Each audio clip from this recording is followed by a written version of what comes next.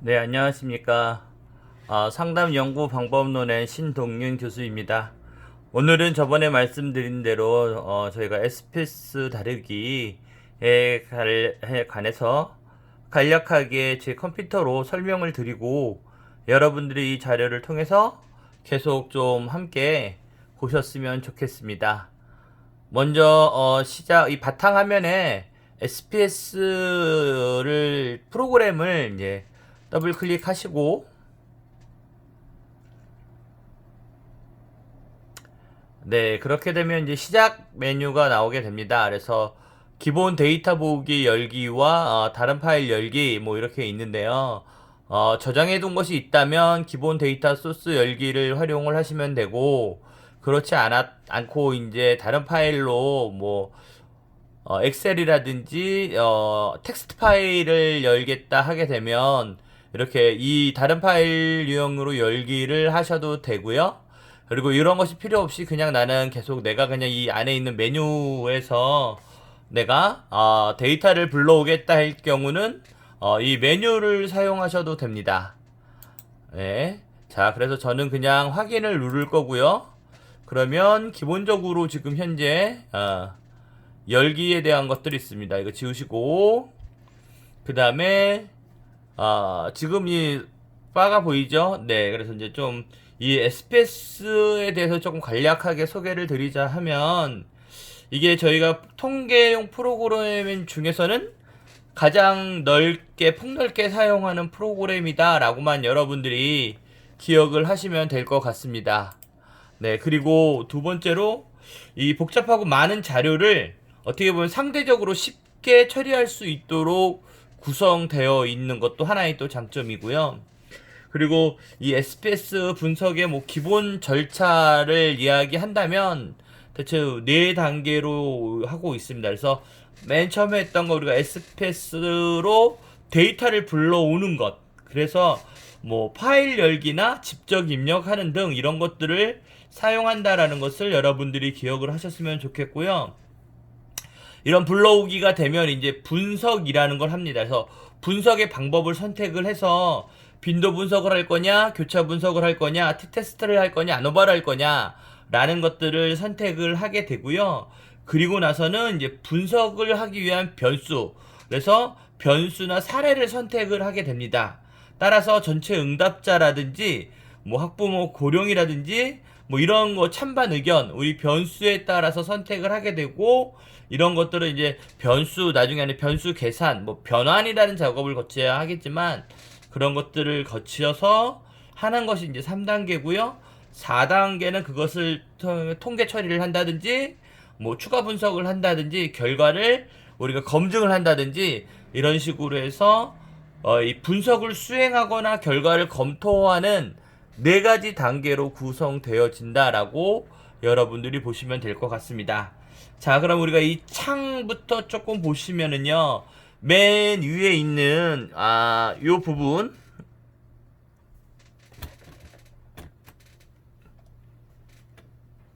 네, 이 부분이 바로 창 제목입니다. 지금 저희가 제목에서 제목 없음, 뭐 데이터 집합이 뭐 데이터가 되어 있다라고 되어 있는데, 이게 이제 우리가 창 제목이라고 이야기를 하고 있고요. 그리고 알고 있는 것이 이제 가장 많이 사용하고 있는 부분이 이 메뉴바입니다. 메뉴바를 가장 많이 사용을 하고 있고, 그 다음에 밑에가 이제 도구 모음들이 있는데요. 도구 모음보다는 여러분들이 메뉴를 많이 사용을 하실 것 같습니다. 그리고 여기가 이제 데이터를 입력하는 곳이고 데이터 보기이고, 밑에 보시면 데이터 보기와 네, 변수 보기 두 가지 클릭할 수 있는 곳이 있습니다. 그래서 데이터 보기를 하면 현재 데이터를 입력할 수 있는 창이 나오고요. 그 다음에 변수 보기를 하면 얘기했던 변수를 입력할 수 있는 창이 떠지게 되죠. 자, 그리고 옆에 보시면 프로세스 준비 완료라고 쓰여 있는 곳이 있습니다. 이게 바로 이제 상태 표시 줄이라고 이야기하죠. 그래서 구성은 이렇게 되어 있다라는 것을 여러분들이 한번 잘 기억하셨으면 좋겠습니다. 다음 두 번째로는 이제 데이터를 편집하게 되는 거죠. 그래서 데이터 파일 내용을 보여주면 데이터 보기와 변수 보기로 저희가 구분한다라고 이야기를 드렸습니다. 네, 그래서 데이터 보기 창은 새로운 데이터를 만들거나 기존의 데이터를 수정할 수 있다라는 것을 여러분들이 기억하시면 되겠고요. 이 변수 보기 창은 각 변수들에 대한 어떤 이름, 변수명이라든지 유형, 뭐 자릿수, 그리고 설명값, 뭐 이런 변수들과 관련된 정보를 저장할 수 있도록 되어 있는 곳이다 라고 보시면 될 것 같습니다. 그리고 이제 뷰어라는 것이 있는데요. 뷰어는 저번에 제가 불러오기를 한번 할게요. 데이터 열기, 데이터. 네. 그러면 저희가 데이터 열기라고 해서 되어 있는데 저희가 네. 네트워크 말고 홈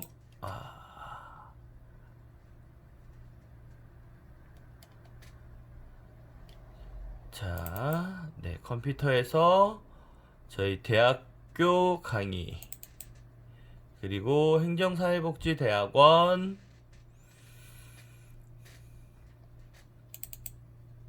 상담연구방법론에 저희가 SPS 다루기 데이터 원본이죠. 원본을 열겠습니다. 자, 열게 되면 이렇게 지금 데이터가들이 다 불러져 오고요. 그 다음에 네 조금 줄여서 네 변수 보기를 제가 클릭을 하면 네 이 변수 값들이 다 입력되어 있죠. 자, 여기서 그냥 제가 하나 기술 통계 뭐를 하나 하겠습니다. 그래서 유형으로 집어넣고 간단하게 확인하면 요 창이 바로 이제 뷰어 창이다라고 말씀드릴 수 있습니다. 네, 그래서 이 분석을 실행을 하게 되면 통계 결과를 보여주는 창이다라고 보시면 될 것 같아요. 그래서 처음부터 이렇게 열리는 것이 아니라요. 분석을 실행해야만 나타나는 어떤 결과의 창이다라고 여러분들이 생각하시는 것이 좀 쉬울 것 같습니다. 그래서 통계의 결과라든지 표, 어떤 차트 등 이런 것들을 분석자가 분석하고자 하는 사항들을 선택하면 제시가 되어 나타난다라고 말씀을 드릴 수 있어요. 그래서 최근에 사용한 결과를 이렇게 편집할 수 있도록 그리고 저장할 수 있도록 해준다라는 것. 내가 빈도 분석을 한 것이 뭐냐라고 하면 이렇게 제목, 노트, 활성화된 데이터, 통계량, 그 다음 유형 이렇게 네, 다 이렇게 제목들이 되어 있죠. 자,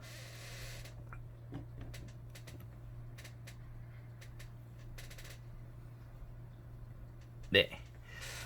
자, 이것이 이제 뷰어 창이다라고 보시면 될 것 같습니다. 이제 두 번째로 이제 이 뷰어 창은 여러분들이 이게 이제 하고 나서 필요할 경우 X자를 상단에 있는 X자를 누르게 되면 네, 저장하시겠습니까? 하는 창이 뜨게 됩니다. 그럴 때 저장을 하게 되면 이것이 저장이 되는 거고요. 아니요 라고 하면 저장이 되지 않고 사라지게 되는데 한번 저장하는 것만 잠깐 좀 보여드릴게요. 저희가 저장하게 되면 이 찾아보기 저장이 나와 있는데 SPS에 관련된 이 창에서만 나타나게 됩니다. 따라서 이것을 좀 변경을 하셔야 돼요. 그래서 저희가 필요하는 지금 하고 있는 작업에 여기다가 행정사회복지대학원 상담연구방법론 6주차 여기에 뷰어 파일이라고 해서 SPV라는 파일명으로 해서 여기에 뭐라고 쓰냐면 이제 저희가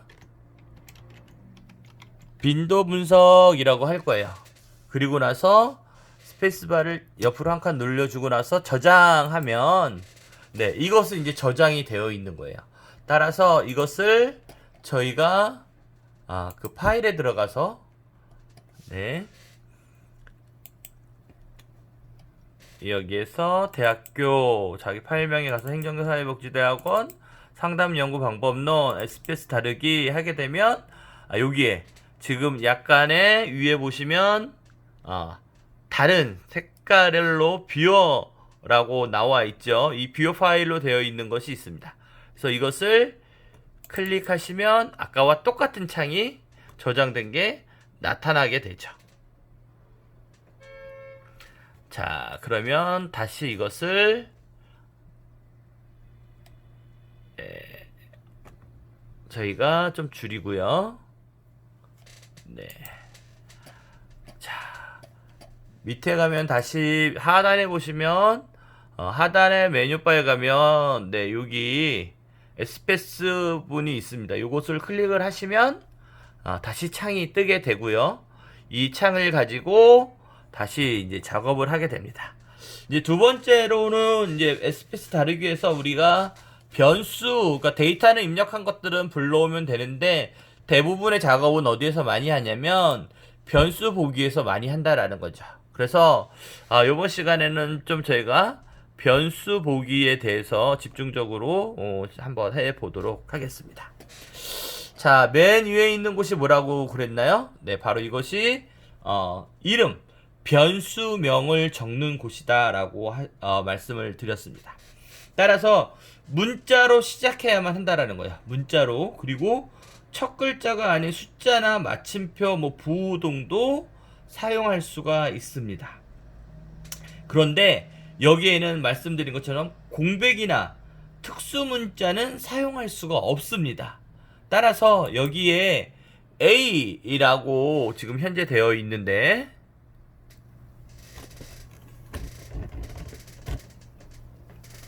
자, 제가 그러면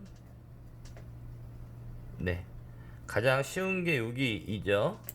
여기에 지금 A4라고 되어 있는 부분을 가지고 더블 클릭하면 입력을 할 수 있게 되어 있고요. 입력한 것에 공백을 띄우고 제가 1이라고 했고 넘어가면 어떻게 돼요? 변수 이름이 잘못된 문자가 있습니다 라고 해서 수정이 안 돼요. 변경이 안 된다라는 거죠. 그렇기 때문에 A4가 그대로 그대로 있습니다.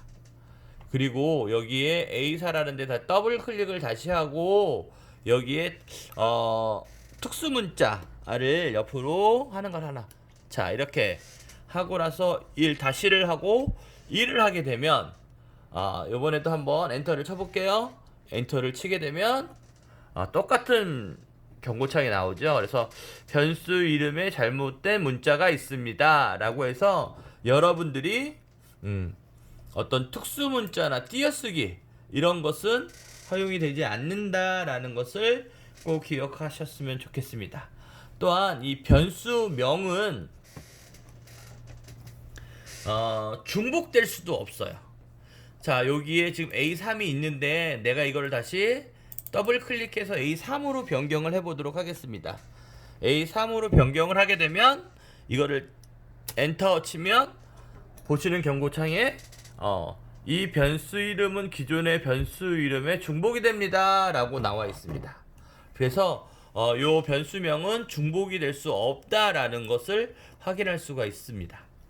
그리고 특정 예약어라든지 이런 것들은 사용될 수가 없다라는 거예요. 그래서 같은 명령어로서 or이라든지 아니면 and, but 이런 것들은 여기에 같이 쓸 수가 없어요.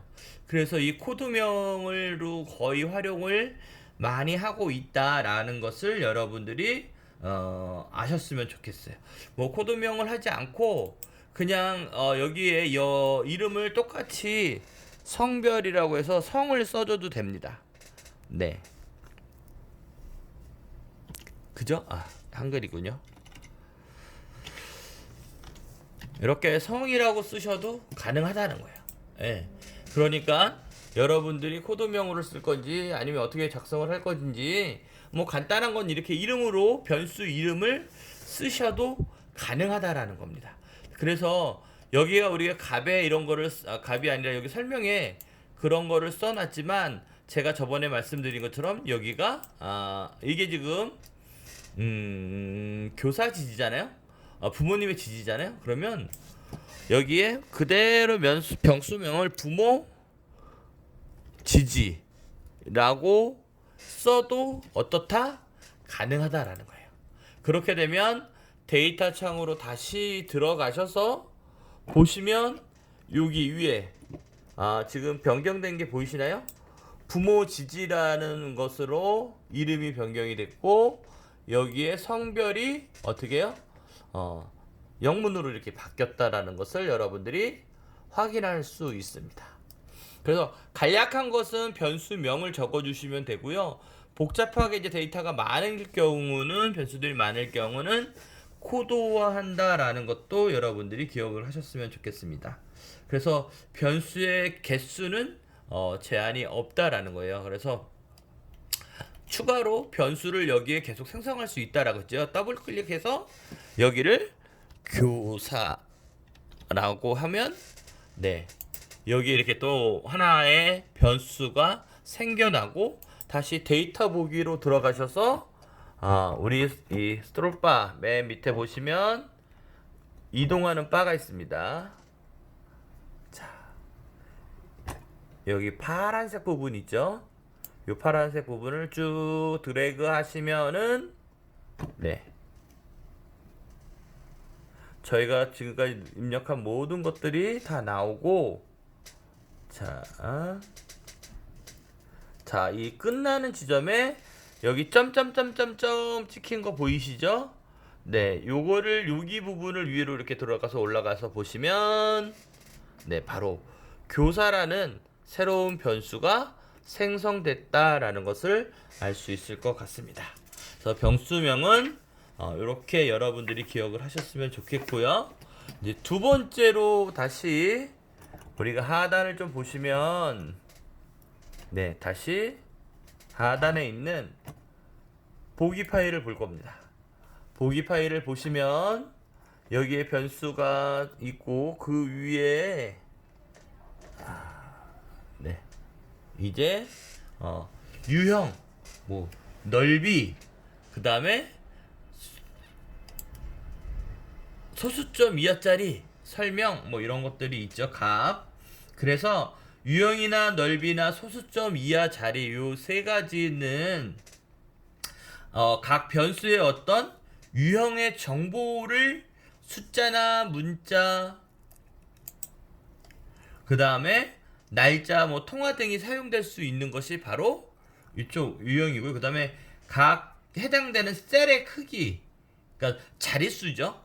자릿수나 소수점 아니면 컴마 여부 이런 것들을 지정할 수 있는 곳이기도 합니다. 유형 넓이, 소수점 이하 자리는. 그래서 특별하게 지정하지 않은 경우는 이 디폴트 값으로 이 숫자가 변수가 된다라는 거예요. 그래서 그거를 여러분들이 좀 기억을 하셨으면 좋겠고요. 그래서 이 F 넓이는 8, 소수점 이하는 2, 이거를 그대로 사용하셔도 되고요. 저번에 수업 시간에 말씀드린 것처럼 소수점 이하를 0으로 하셔도 된다라는 것입니다. 자, 그러면 다음으로 이제 설명하고 이 값에 대해서 조금 더 이야기를 해보도록 하겠습니다.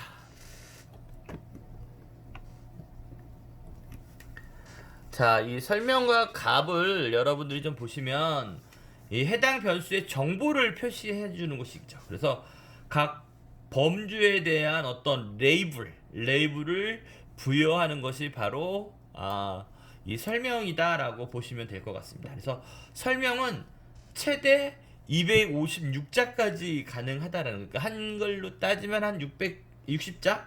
그래서 그 값은 최대 60개까지 가능한데 이렇게 많이 낼 필요는 없겠죠? 그래서 설명의 경우는 결과를 출력할 때 사용되는 거예요. 그래서 작정하지 않아도 되는데 우리가 헷갈리지 않기 위해서 이렇게 좀 정확하게 좀 간단하게 표기를 하는 방법도 있고 이렇게 하는 거라 길게 쓰는 것도 있습니다. 그렇기 때문에 여기에 이제 좀 간단하게 사용하는 것들을 주로 많이 쓰게 됩니다. 그리고 이 기타로 보시면 결측값이라든지 열, 그리고 또 있는 것이 맞춤, 뭐 척도, 그 다음에 역할, 뭐 이런 것들이 있습니다. 그죠? 그래서 데이터 뭐 결측값은 말씀드린 것처럼 공백으로 둘 경우 자동으로 결측 처리가 되니까 이런 것들을 없게 하기 위해서 결측값을 하게 되는 거고요. 그리고 열은 해당 셀의 넓이, 어떤 간격을 얘기하는 거고, 맞춤은 해당 셀의 자리를 좌우 중앙 뭐 이런 것들로 맞추는 겁니다. 네, 그리고 측정은 어떤 척도는 척도 순서 뭐 명목, 이렇게 척도 순서 명목으로 지정이 되어 있고요. SPS에서는 등간 척도와 비율 척도를 척도로 묶어서 처리를 한다라는 겁니다. 그래서 대부분 등간이나 비율을 척도로 놓는다라는 것만 여러분들이 기억을 하시면 될 것 같습니다.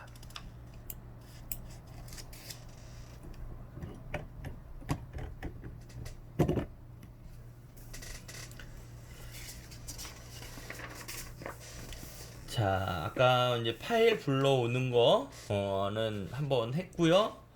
뭐 이제 텍스트 파일 같은 경우는 그렇게 굳이 요즘은 텍스트 파일을 쓰지 않기 때문에 제가 수업 시간에도 텍스트 파일을 하는 거를 말씀을 드리질 않았습니다. 그러면 제가 만약에 새 파일을 한번 할 거고요. 데이터로 다시 한번 새 파일을 하게 됩니다. 다시 보여드릴게요. 자, 파일에서 새 파일을 선택을 하고 데이터를 하게 되는데요. 파일 열기에서 상단에서 파일에 데이터 파일 열기, 이게 새로운 거고, 데이터에서 데이터베이스 열기, 이제 열기에서 데이터를 우리는 뭐 갖고 오겠다 하는 거죠. 데이터를 갖고 오는데 뭘 갖고 올 수 있느냐면, 제가 자료를 어디다 놨을까요? 다른 자료를 만약에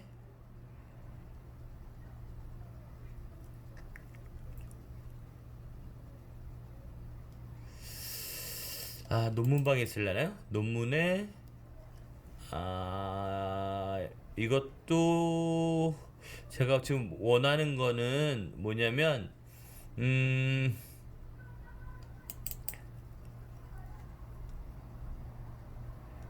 그냥 엑셀 파일이거든요. 엑셀 파일을 제가 좀 찾고 싶습니다. 근데 엑셀 파일이 없어요.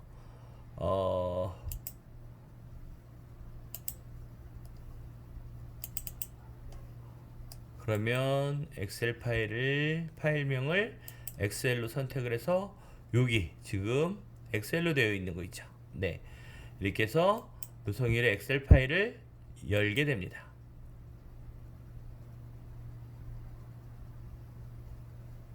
자, 그러면 확인하시고 보시면 그대로 그 엑셀 파일이 그대로 불러온 거 보이시나요? 네, 불러온 게 보이시나요? 그래서 엑셀로 파일을 된 것도 이렇게 작업이 가능합니다. 예. 그런데 지금도 엑셀 파일로 이렇게 해서 다 명령어를 넣거나 하는 것보다는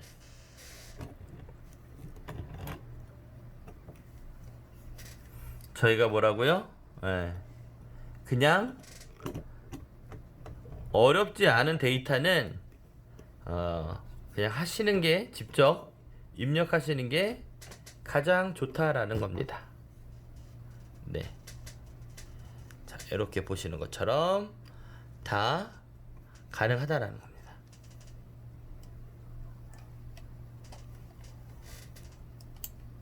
네. 그런데 이제 뭐 이런 것들은 이제 여러분들이 불러오기보다도 그냥 이게 보여드린 거예요. 예. 자, 아니요 하고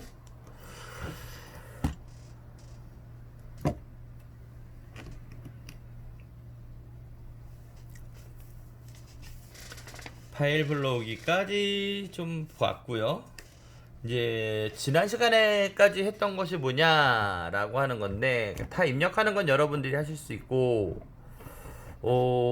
중요한 것 중에 하나가 뭐라고 하면 값을 설정하는 거라고 말씀을 드렸습니다. 그죠? 그럼 이 값을 설정하는 거를 제가 한번 보여드리기 앞서 일단은 제가 지금 한 25분 됐거든요. 그죠? 그래서 여기까지 일단 1차시 자료를 끝내고 2차시 자료로 저희가 다시 구성을 해 보도록 하겠습니다.